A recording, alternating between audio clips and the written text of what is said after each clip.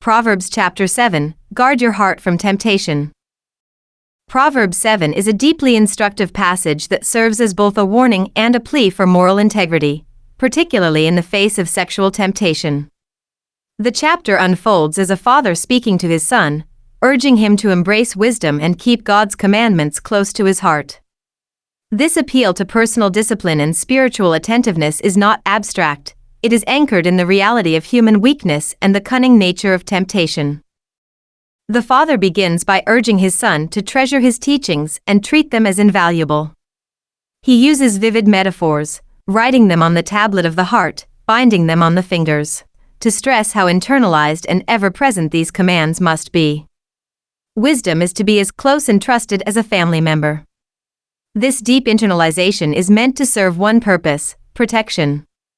Specifically, protection from the immoral woman, a figure who represents more than just a literal person. She embodies the allure of sin, especially sexual immorality, which flatters, entices, and ultimately destroys.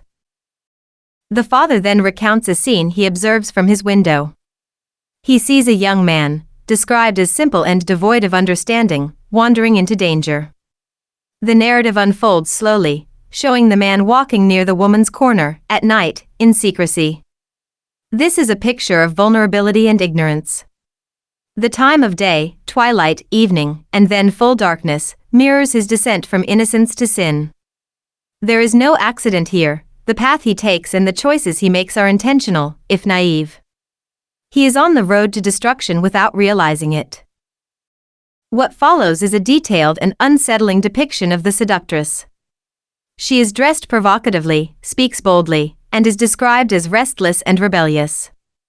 She uses charm and manipulation, even cloaking her seduction in religious pretense by referencing peace offerings and vows. Her bed is perfumed and adorned, her words are flattering and convincing. She assures the young man that they will not be caught. Her husband is away, she says, and will not return soon. The seduction is total. She appeals to his senses, promises pleasure, and removes any fear of consequence. This woman's approach is not merely about desire, it is about control and deception. Her methods are deliberate, and her speech is calculated to lower his defenses. The young man yields quickly. The father uses disturbing imagery to describe what follows. The man is like an ox being led to the slaughter, a fool being disciplined, a bird flying into a trap. These are not the images of a romantic or harmless encounter, they are the pictures of someone walking straight into death.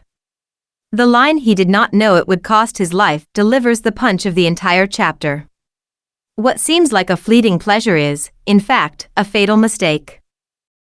In the closing verses, the father turns from storytelling to direct admonition. He warns all his children not to let their hearts be drawn to her ways, not to even step onto her path. The tone is urgent and universal.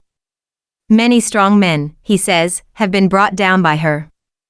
Her house does not lead to love or joy, it leads to hell, to death, to spiritual ruin.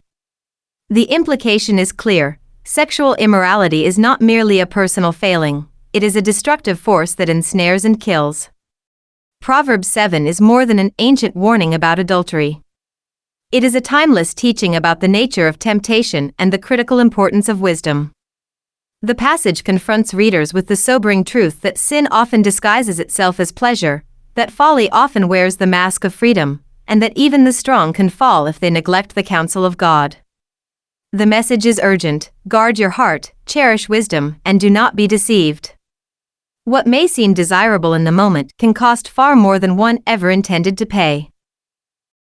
Chapter 7.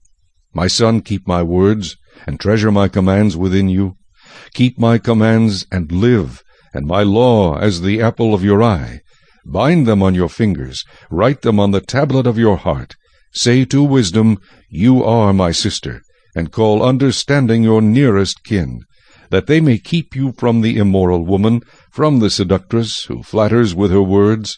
For at the window of my house I looked through my lattice, and saw among the simple, I perceived among the youths, a young man devoid of understanding, passing along the street near her corner, and he took the path to her house, in the twilight, in the evening, in the black and dark night. and there a woman met him, with the attire of a harlot and a crafty heart.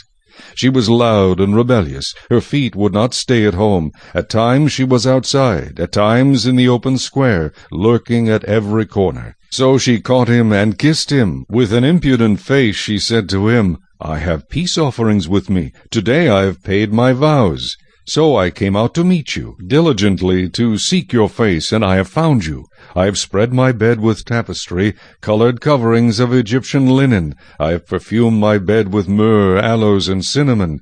Come, let us take our fill of love until morning. Let us delight ourselves with love. For my husband is not at home. He has gone on a long journey. He has taken a bag of money with him, and will come home on the appointed day.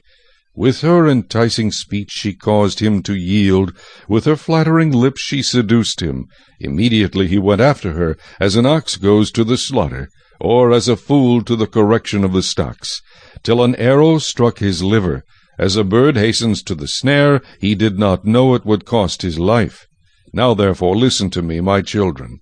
Pay attention to the words of my mouth. Do not let your heart turn aside to her ways. Do not stray into her paths. For she has cast down many wounded, and all who were slain by her were strong men. Her house is the way to hell, descending to the chambers of death.